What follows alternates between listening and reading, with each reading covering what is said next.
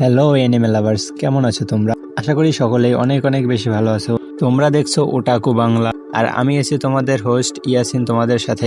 তো আর বেশি কথা না বেরিয়ে চলো মূল ভিডিওতে যাওয়া যাক। পর্বের শুরুতেই আমরা দেখতে পাই কবি পাইরেট আইল্যান্ডে আটকা পড়ে গেছে। তার চারিদিক থেকে সব পাইরেটরা তাকে ঘিরে ফেলেছে। তখন কবি মনে মনে বলে, আমার পায়ে সি পেজন স্টোন দিয়ে বেড়ি পড়ানো আছে, আমি এ নিয়ে এখান থেকে পালাতেও পারবো না। এরপর ওখানে থাকা কিছু পাইরেট কবিকে বলে, কবি দা হিরো, তোমার সময় শেষ, তোমাকে এবার মরতেই হবে। একথা বলে কবি খুব ভয় পেয়ে যায় আর অনেক বড় একটি জাম্প করার সাথে সাথে তার দিকে সবাই বন্দুক তাক করে ফেলে। বন্দুক তাক করার সাথে সাথে তারা গুলি ছুড়ে, কিন্তু তাদের গুলি থেকে কোনো রকমের বুলেট না বের হয়ে তাদের গুলি থেকে ফুল বেরোতে শুরু করে। এটা দেখে ওখানকার সকল পাইরেট অবাক হয়ে যায় আর বলে, আমাদের বন্দুক থেকে ফুল কিভাবে বেরোচ্ছে? ওখানে থাকা কিছু পাইরেট এই ফুল দেখে খুশি হলেও আবার অনেক পাইরেট ফুল দেখে অনেক রাগ হয়ে যায় আর বলে, এসব কি হচ্ছে আমাদের সাথে? তখন তাদের মধ্যে একজন পাইরেট বুঝতে পারে এটা ডক্টর ভেগাপাঙ্কের কোনো ইনভেন্ট হবে, কারণ ডক্টর ভেগাপাঙ্ক এর আগে একবার নিউক্লিয়ার ওয়েপেনের বদলে নিউক্লিয়ার ফ্লাওয়ার ক্যানন বানিয়েছিল। তখন তাদের মধ্যে থাকা একজন পাইরেট বলে ওঠে,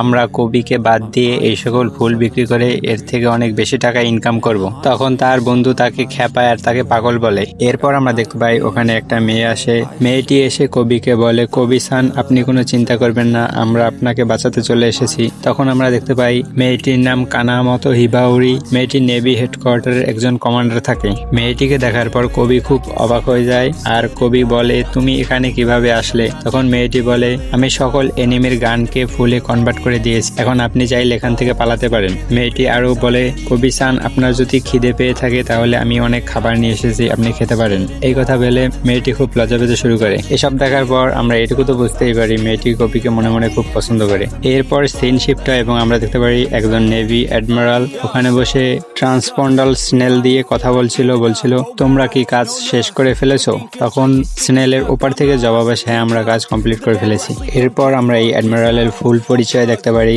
যার নাম গ্রস। সে একজন সোর্ডের মেম্বার। এখানে আমরা জানতে পারি গত পর্বে যেই সকল মেরিন সোলজাররা ফাইট করছিল উঠে বসে, সেই সকল সোলজার গুলো হচ্ছে এই অ্যাডমিরাল গ্রস তার ডেভিল ফ্রুট পাওয়ার দিয়ে এদেরকে তৈরি করেছে।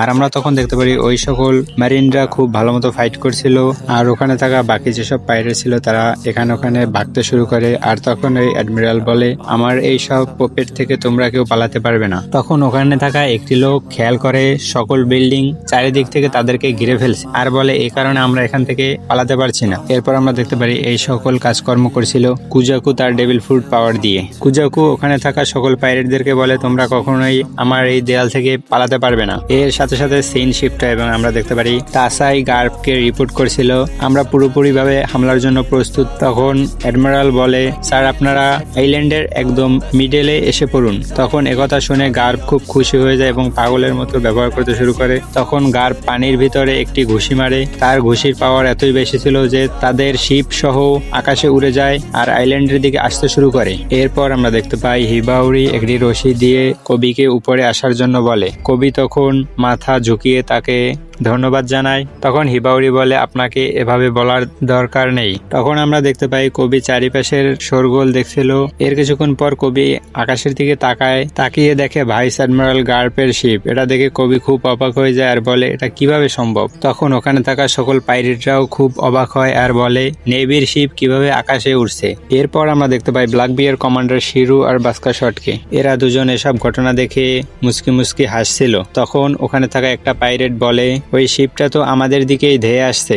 এরপর ওখানে থাকা আরেকটি লোক বলে, কি, এটা কিভাবে সম্ভব? আমি তো ভেবেছিলাম সে রিটায়ার্ড করে নিয়েছে অলরেডি। নেভির হিরো ভাইস অ্যাডমিরাল গার্প, সে কিভাবে এখানে? তখন গার্প খুব হাসতে শুরু করে আর কবিকে বলে, কবি, আমি তোমাকে বাঁচানোর জন্য চলে এসেছি। তখন ওখানে থাকা সকল পাইরেট গুলো ভাগতে শুরু করে আর বলে, আমাকে জায়গা দাও, আমি এখান থেকে পালাবো। এভাবে তাদের ভিতরে একটা হুড়ুহুড়ি লেগে যায়। এরপর গার্প ওই সকল পাইরেটদেরকে বলে, তোমাদের সাহস কি করে হলো কবিকে কিডন্যাপ করার? তোমাদের অন্তত 10 বার ভাবা উচিত ছিল তোমরা কাকে কিডন্যাপ করছো।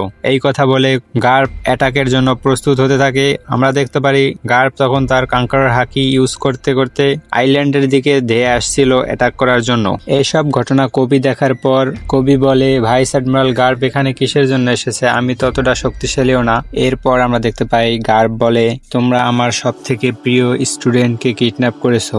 এই পৃথিবীর পরবর্তী পরবর্তী প্রজন্মের নেভি সোলজার হচ্ছে কোবি। এই বলে গার্প তার গ্যালাক্সি ইম্প্যাক্ট নামের একটি অ্যাটাক করে দেয়। আমরা দেখতে পাই এই সকল ঘটনা উপরে বসে ব্ল্যাক বিয়ার কমান্ডার শিরু সবকিছুই দেখছিল। এরপর আমরা দেখতে পাই গার্পের ওই অ্যাটাকের ফলে পাইরেট আইল্যান্ড একদম পুরোপুরিভাবে ডিস্ট্রয় হয়ে যায়। আইল্যান্ডের এক একটা টুকরো টুকরো আলাদা হয়ে যায় আর ওখানে থাকা সকল পাইরেটদের খারাপ অবস্থা হয়ে যায়। ওখানে থাকা কোনো পাইরেট কল্পনাও করতে পারেনি গার্পের এই গ্যালাক্সি ইম্প্যাক্ট পাঞ্চ এতটা বেশি শক্তিশালী হতে পারে। আমরা দেখতে পাই কোবি আর হিবাউরি কোনো রকমের এই অ্যাটাক থেকে বেঁচে যায় আর তারা দূরে ছিটকে গিয়ে পড়ে। এরপর দেখতে পাই গার্প তার বিস্ট ফর্মে আরও অ্যাটাক করতে থাকে আর আইল্যান্ডের উপরে এসে ল্যান্ড করে।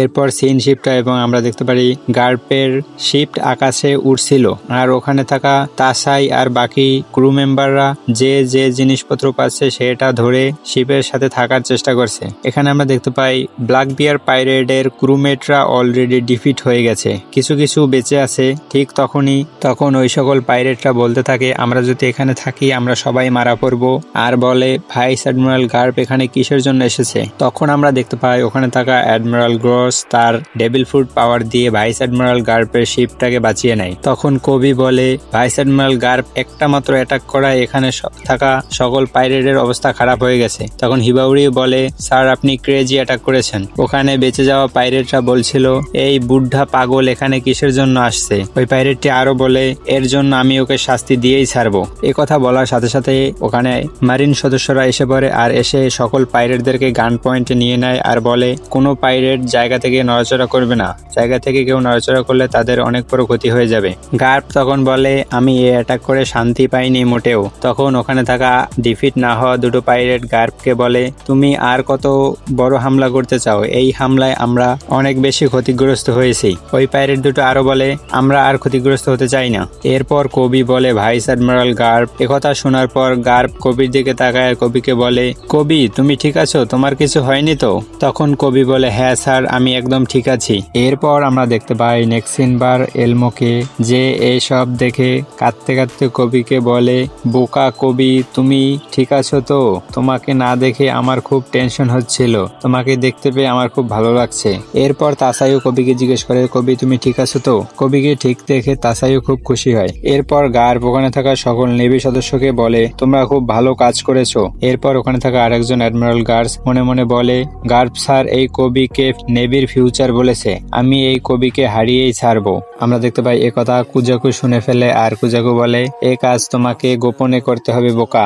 এরপর আমরা দেখতে পাই বোটে থাকা অন্য সাবমেরিনরা কবিকে দেখে হাই বলে আর কবি সবাইকে দেখে খুব খুশি হয়ে যায় আর তাদের সবাইকে ধন্যবাদ জানায়। এরপর তাসাই কবিকে বলে কবি তাড়াতাড়ি বোটে চলে এসো, আমরা বাড়ি ফিরে যাব। তখন কবি তাসাই আর ইলমোকে বলে যে আপনারা দুজন তো সোয়ার্ডের মেম্বারও না, আপনারা দুজন আমাকে বাঁচাতে এসেছেন। তখন হিবাউরি কবিকে বলে তোমাকে সবাই খুব পছন্দ করে। এরপর হিবাউরি গার্পকে জিজ্ঞেস করে গার্প সান আমাদের পরবর্তী পদক্ষেপ কি হবে, আমরা তো কিছুই জানি না। এরপর আমরা দেখতে পাই কেউ একজন হাঁটতে হাঁটতে আসছিল এবং তার চারিপাশে থাকা সকল বরফে কনভার্ট করতে শুরু করে। তখনই আমরা দেখতে পাই হিবাউরিকে পুরোপুরি বরফে কনভার্ট করে ফেলে। এটা দেখার পর কবি হিবাউরিকে ডাকতে শুরু করে। এরপর সিন শিফট হয় এবং আমরা দেখতে পারি ফর্মাল অ্যাডমিরাল আকিজিকে।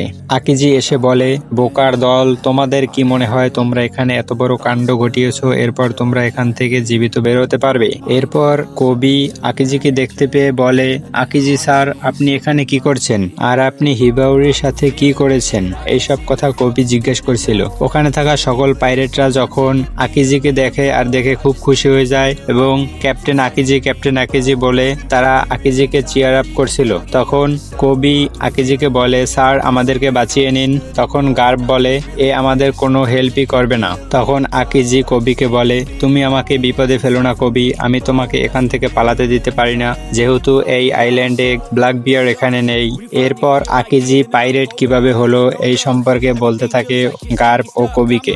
যখন ফ্লিট অ্যাডমিরাল সেঙ্গোকু ছিল তখন আমি নেভিতে ছিলাম। এরপর যখন সেঙ্গোকু অবসরে যায় তখন আমার আর আকাইনুর ভিতরে ব্যাটেল হয়। এই ব্যাটেলটা এমন ছিল যে এই ব্যাটেলের উইনার হবে সে হবে পরবর্তী ফ্লিট অ্যাডমিরাল। তখন ওই ফাইটে আকিজি আকাইনুর কাছে হেরে যায়। আকাইনু তখন দয়া দেখিয়ে আকিজিকে জীবিত ছেড়ে দেয়। এরপর আকিজি আকাইনুর আন্ডারে কাজ করবে না বলে নেভির চাকরি ছেড়ে দেয়। এরপর আমরা দেখতে পারি আকিজি নিউ ওয়ার্ল্ডে আসে। আসার পরে ব্ল্যাক বিয়ারের একজন ক্রুমেটকে আকিজি বরফে জমিয়ে দেয় আর ওখানে থাকা সকল সিটিজেনরা ভাগতে শুরু করে ওখান থেকে। এই সব দেখে ব্ল্যাক বিয়ারও খুব ভয় পেয়ে যায় আর বলে এখানে এসব কি হচ্ছে। তখনই ব্ল্যাক বিয়ারের আকিজির কথা মনে পড়ে যায় আর ব্ল্যাক বিয়ার বলে আমাকে আর বলতে হবে না এসব কে করছে, এই দুনিয়ায় শুধু একমাত্র ব্যক্তি এ কাজ করতে পারে। আর এই কথা বলে ব্ল্যাক বিয়ার দরজা আচমকা খুলে ফেলে আর দেখে আকিজিকে। এরপর ব্ল্যাক বিয়ার আকিজিকে বলে বাইরে থাকা আমার সকল ক্রুমেটদেরকে নরমাল করে দাও। তখন আকিজি বলে আমি তোমার ক্রুমেট নই, আমি তোমার অর্ডার কেন শুনবো। কথা বলার পর ব্ল্যাক বিয়ার অ্যাটাক করার চেষ্টা করে আর তখন আকিজি বলে তুমি তোমার ডেভিল ফুডের পাওয়ার ইউজ করো না, তুমি যদি তোমার ডেভিল ফুডের পাওয়ার ইউজ করো তাহলে এখানে থাকা তোমার সকল ক্রুমেট মারা যাবে। এরপর আকিজি বলে তুমি তো ক্যাপ্টেন, তুমি তো এসব বিষয়ে আরো আমার থেকে ভালোই জানবে। এরপর আকিজি ব্ল্যাক বিয়ারকে বলে আমি খুব দুঃখে আছি, আমার সাথে বিশ্বাসঘাতকতা করা হয়েছে, তোমাকে এই বিষয়গুলো বুঝতে হবে। এই কথা বলার সাথে সাথে এখানে এপিসোডটি শেষ হয়ে যায়। এতক্ষণ ভিডিওটি দেখার জন্য আপনাদের সকলকে অসংখ্য ধন্যবাদ। ভিডিওটি যদি ভালো লেগে থাকে তাহলে চ্যানেলটিকে সাবস্ক্রাইব করে বেল নোটিফিকেশন অন করে দিতে পারেন। দেখা হচ্ছে পরবর্তী কোনো ভিডিওতে। ততক্ষণ পর্যন্ত ভালো থাকুন, সুস্থ থাকুন, ভালো রাখুন আপনার চারিপাশে।